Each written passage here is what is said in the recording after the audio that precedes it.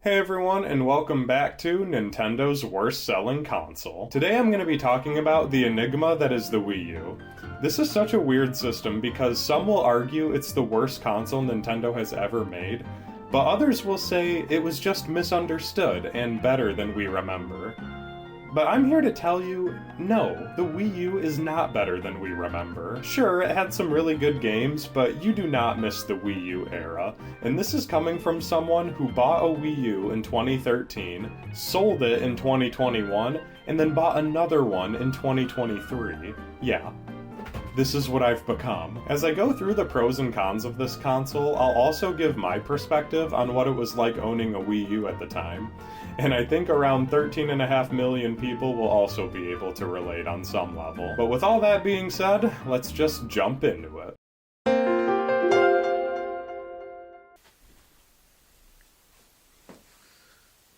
Here it is. Despite me saying you don't miss the Wii U, don't get things misconstrued. I love this little hemorrhoid. Even though many people despise the Wii U gamepad, it's so dang comfortable to hold. I would say it's even more comfortable than the Switch.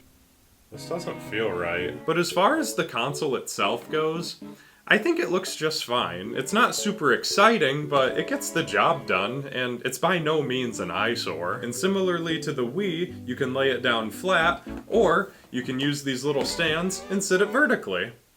This makes me want to puke. And one other thing I've noticed, being a Wii and a Wii U owner, is you can take discs out of the Wii when it's powered off, but if you try doing it with the Wii U, the system just boots itself back up. This may be a bit nitpicky, but I always thought it was super convenient to take the disc out of the Wii while it was turned off. And I had a few occasions where I would finish playing my Wii U, and then I would accidentally leave the game in, so then I would have to turn the system back on, take out the disc, and turn it off again. And I'm not a big specs guy, but according to a lot of people, the Wii U was, dare I say, underpowered. It also doesn't have very good storage, but fortunately for me, I bought mostly physical games, so I never really had any storage issues outside of needing to insert an SD card at some point. And as a Nintendo fan, all I really cared about was being able to play my games.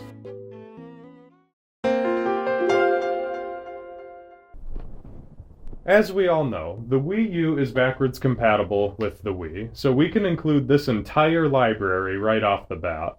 But what were some of the new games we could play when the system launched? The Wii U was released in North America on November 18th, 2012, along with many launch titles. Some of these games included New Super Mario Bros. U, Zombie U, Batman Arkham City Armored Edition, Assassin's Creed 3, etc. And let me quickly say, Wii U game discs are very smooth on the edges, and this is a feeling that continues to bless my fingers every time I take a game out of its case. Mario Bros. U was the big Nintendo exclusive to start out, and that tells you everything you need to know about the Wii U. Don't get me wrong, I liked playing this game and I 100% completed it, but having the fourth installment of New Super Mario Bros. Serve as the console's big launch title was a bad omen. And the third-party support for the Wii U was also pretty pathetic throughout the entirety of its life. But the game you got with the console was Nintendo Land, and aside from Mario Kart 8, this was probably me and my three sisters' favorite multiplayer game on Wii U. Looking at this game critically, it definitely had some pointless uses for the gamepad, and it wasn't as accessible as something like Wii Sports. But of course it wasn't. Nobody bought a Wii U. The two games my sisters and I played the most were Mario Chase and Luigi's Ghost Mansion. These games were so fun, and both had the same setup with the gamepad user going up against the other players. It made for an enjoyable time, and I look back on playing Nintendo Land with my sisters very fondly. Sometimes my wife and I will have my sisters over just so we can come back to this game. But the main titles that, in my mind, justify the Wii U purchase were Super Mario 3D World, Mario Kart 8, and Super Smash Bros. Now I realize a lot of other great properties were represented over the Wii U's life, like Pikmin, Zelda, Bayonetta, Donkey Kong, and heck, even Splatoon got its first installment in 2015. But the 3 games I mentioned previously are where I sunk most of my hours into. Sometimes my friends mocked me for having a Wii U instead of an Xbox One or a PlayStation 4, but they weren't making fun of me when I brought Smash Bros to the function. And the fellow gamers at my high school would sometimes have these little video game get-togethers called a SMAP, which stood for Super Mega Awesome Party. That's right. I was hanging out with the popular kids. But nobody else even had a Wii U, so I was always responsible for bringing Super Smash Bros. Even though I owned the least popular console at the time, it didn't just sit in my room, and many other people loved playing the games I had for it.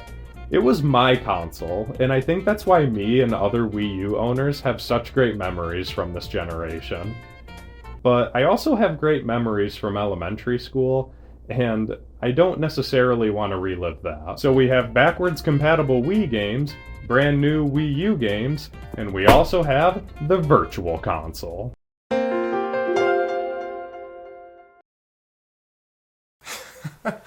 I feel like a weatherman. As you can see, there's going to be a high pressure system coming in tomorrow. Now, if I'm remembering correctly, my Virtual Console collection was as follows: Super Mario World, Super Mario 64, Ocarina of Time, Donkey Kong King of Swing, Pokemon Red Rescue Team, and Super Mario Galaxy. Looking back, I wish I would have bought more Virtual Console games, especially since the Wii U eShop is dead now. And I didn't even buy a single Nintendo DS game, and the Wii U is almost the perfect console for that. But what wasn't perfect was the Wii U Virtual Console itself. In a nutshell, the games for it had a really weird and slow release schedule. A lot of these games were already released on the Wii Virtual Console, and I can only get excited about Ice Climber so many times. They also never added any GameCube games, despite pretty much every major Nintendo console being represented. Now, the big debate that everybody talks about, and by everybody, I mean maybe a few people, which is better, the Wii U Virtual Console or Nintendo Switch Online? Nintendo Switch Online has access to more games with better emulation quality and options. But of course, it's a subscription service, and that is the one thing the Wii U Virtual Console does better. On Wii U, you just bought the retro games you wanted, and that was it. But I will admit, the Nintendo Switch Online fee, it's not terribly expensive, so it kind of just depends on what your preference is. Do you want to just buy the games you want and that's it? Or do you want access to all the games, but you have to pay like a monthly or yearly fee? But in my opinion, Switch Online is better in almost every way. I will say though, the Wii U eShop was way more enjoyable to use because of the different music tracks,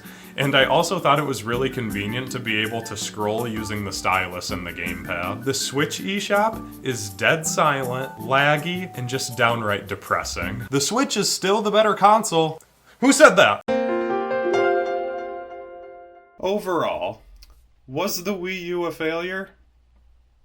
Pretty much, yeah. Its only saving grace was its exclusives, and some of those didn't always perfectly hit the mark either. Kirby and the Rainbow Curse is one of the most gorgeous games on the console, but you have to look down at the gamepad most of the time. Mario Kart 8's battle mode is literally worse than someone peeing in your cereal. Super Mario 3D World is good, but it was basically derived from Mario 3D Land, and Donkey Kong Frozen Ape is just a newer Donkey Kong Country Returns. Again, these games are fun, but you weren't getting a lot of brand new stuff. Nintendo did just enough to repel casual and hardcore gamers from the Wii U, and those who did stick around would occasionally get a solid title, along with some stinkers. But being a Wii U owner now that it's discontinued kind of feels like a niche hobby, and Wii U games are generally inexpensive, aside from specific titles and bundles. The most expensive Wii U game I own is Wind Waker HD, and it cost me about $50 on eBay,